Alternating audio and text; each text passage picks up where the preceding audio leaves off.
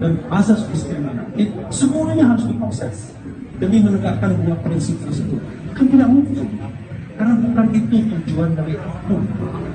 Tujuan dari hukum itu tertib sosial. Jadi kalau manusianya sudah tertib, manusianya sudah patuh misalnya, untuk apa lagi dihukum? Apa? Itu ya. Ditambah pemberatan yang lebih tidak justified.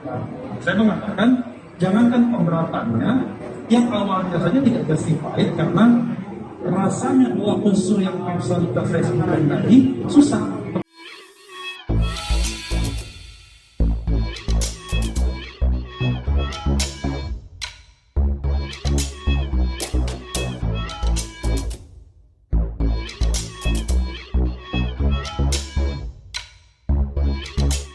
Tonton video ini sampai selesai agar Anda tidak gagal paham.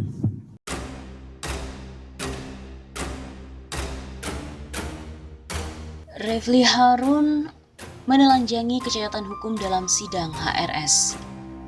Jangan lupa untuk mendoakan saksi ahli sidang HRS Bapak Refly Harun agar dijaga oleh Allah dari kejahatan makar orang-orang sindik.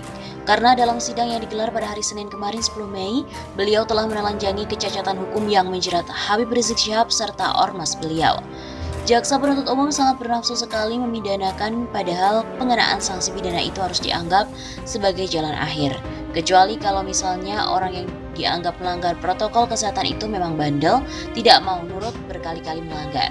Tapi kalau tujuan hukumnya sudah tercapai, ketertiban masyarakat, orang itu sudah menyadari kekeliruannya, sudah menghentikan segala kegiatan dan lain sebagainya, kita jadi bertanya-tanya, buat apa lagi kalau harus dipidanakan? Kata Refly Harun pasca sidang.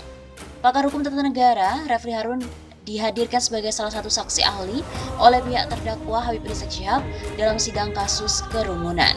Sidang itu digelar di Pengadilan Negeri Jakarta Timur Senin 10 Mei. Berikut ini adalah penuturan Refly Harun memaparkan kecacatan-kecacatan hukum dalam kasus Habib Rizik Syihab. Hadiri sidang Habib Rizik, Refly Harun beri kritik tajam soal partai politik. Pakar hukum tata negara Refly Harun menghadiri sidang sebagai saksi ahli di persidangan lanjutan kasus kerumunan di Petamburan dengan terdakwa Habib Rizik Syihab, HRS, dan 5 orang terdakwa lainnya. Dalam persidangan, sebelum bertanya pada Refly, Habib Rizik menjelaskan sebuah ormas sudah melakukan upaya untuk memenuhi persyaratan yang diminta oleh Kemendagri untuk pendaftaran. Dari Kemenak sudah melakukan diskusi dengan ormas tersebut sehingga menyatakan tidak bertentangan dengan Pancasila dan Undang-Undang Dasar. Kemenak juga memberikan rekomendasi pada Kemendagri terhadap ormas tersebut. Syarat dipenuhi tetapi tiba-tiba ormas tersebut dibubarkan, kata Habib Rizik di Pengadilan Negeri Jakarta Timur Senin 10 Mei. Menanggapi hal tersebut, Refly Harun kemudian menjelaskan Peraturan Perundang-undangan Nomor 2 Tahun 2017 tentang organisasi masyarakat memberikan kesempatan kepada pemerintah untuk mengakhiri ormas dengan berbagai macam cara. Dia menyebutkan pemerintah bisa mengakhiri sebuah ormas dengan mencabut surat keterangan terdaftar atau SKT. Hukum seperti itu harusnya tidak diterapkan, namun jangan lupa di situ ada proses pemberitahuan dan pemberhentian kegiatan itu tidak diikuti. Pria kelahiran Palembang, Sumatera Selatan itu juga menyebutkan sebelum membubarkan sebuah ormas, pemerintah seharusnya memiliki alasan yang jelas. Dia mengaku tidak menemukan alasan yang tepat untuk membubarkan ormas tersebut. Refly juga menjelaskan di Indonesia ada beberapa organisasi yang dilarang, salah satunya adalah Partai Komunis Indonesia atau PKI. Pelarangan dilakukan dengan ketetapan MPR, produk hukum tertinggi, alasannya karena melakukan kerusuhan yang jelas. Alasan seperti itu jelas masuk akal. Namun ormas ini saya tidak tahu alasannya. Usai mendengar jawaban Refly, ex-imam besar FPI kembali menanyakan apakah bisa sebuah ormas dibubarkan lantaran anggotanya melakukan tindak pidana. Menjawab pertanyaan Habib Rizik, Refly menjelaskan hukum di Indonesia menerapkan prinsip individu responsibility, sehingga hal itu tidak bisa menjadi alasan untuk membubarkan sebuah ormas.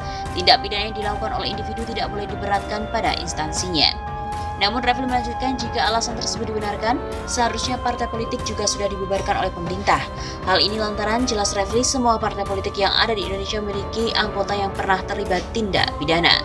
Semua anggota parpol di Indonesia pernah ada anggotanya yang melakukan tindak pidana, yaitu tindak pidana korupsi yang notabene adalah extraordinary crime. Tutur Refly. Diketahui Refly Harun muncul dalam sidang lanjutan perkara kerumunan massa di Petamburan dan Megamendung dengan terdakwa Habib Rizik Syihab di Pengadilan Negeri Jakarta Timur. Refli yang dikenal sebagai pakar hukum tata negara itu dihadirkan oleh tim kuasa hukum Habib Rizik sebagai saksi ahli untuk meringankan dakwaan. Refli Harun dan juga Dr. Nasir. Kata pengacara Habib Rizik, Aziz Yanuar menyebut 2 saksi yang dihadirkan. Dalam sidang pada hari itu, Aziz juga akan menanyakan kepada majelis hakim tentang pengajuan penangguhan penahanan untuk Habib Rizik dan 6 orang terdakwa lainnya. Penangguhan penahanan kan sudah diajukan, hasilnya nanti kami tanya lagi dalam persidangan. Alumnus Universitas Pancasila itu berharap penangguhan penahanan Habib Rizik dan 6 terdakwa lain bisa dikabulkan sebelum Idul Fitri tahun 2021. Pakar hukum tata negara Refli Harun juga mengatakan pemberian sanksi administrasi dan sebagainya sudah lebih dari cukup untuk para pelanggar protokol kesehatan dibandingkan dengan sanksi pidana. Hal itu disampaikan oleh Refli yang dihadirkan sebagai saksi ahli untuk meringankan dakwaan terhadap Habib Rizik Syihab terkait dengan kasus kerumunan Petamburan. Awalnya Habib Rizik yang duduk di kursi terdakwa bertanya pada Refli terkait dengan pemidanaan seseorang dengan pasal 160 KUHP tentang penghasutan, padahal sudah dikenakan sanksi denda administratif. Refli menjelaskan dalam pelanggaran pidana ada 2 prinsip hukum, yakni mala inse dan juga mala prohibita. Dia menjelaskan pelanggaran pidana yang masuk kategori mala inse tersebut masih bisa diselesaikan perkaranya di luar hukum. Refli juga menyebutkan jika penerima sanksi patuh dengan sanksi non-pidana, tidak perlu ada lagi persidangan. Untuk apa lagi sanksi pidana untuk kasus tersebut? Kata Refli dalam persidangan di Pengadilan Negeri Jakarta Timur. Pria kelahiran Palembang, Sumatera Selatan itu menyampaikan, hukum bukan dipakai untuk balas dendam, melainkan menurutnya hukum harus merestorasi atau biasa disebut dengan restorative justice. Misalnya dalam soal prokes, kalau semua pelanggaran prokes yang mala in prohibita itu dekati dalam hukum pidana semua, maka berdasarkan asas equality before the law dan asas non-diskriminatif, semuanya harus diproses demi menegakkan 2 prinsip tersebut. Begitu tuturnya. Dosen Universitas Tarumanegara itu juga menjelaskan tujuan hukum adalah untuk menciptakan ketertiban sosial. Kalau manusianya sudah tertib, sudah patuh misalnya, untuk apa lagi dihukum? Lebih lanjut, Refli juga mengatakan dalam pemberatan hukum pidana harus dibuktikan setidaknya 2 alasan yang menimbulkan kedaruratan kesehatan. Namun menurut Refli, hal itu sulit dibuktikan. Kalau dari sana saja susah kita membuktikan, maka membawa ini ke ranah pidana tidak lebih dari tidak penting. Tutur Refli Harun.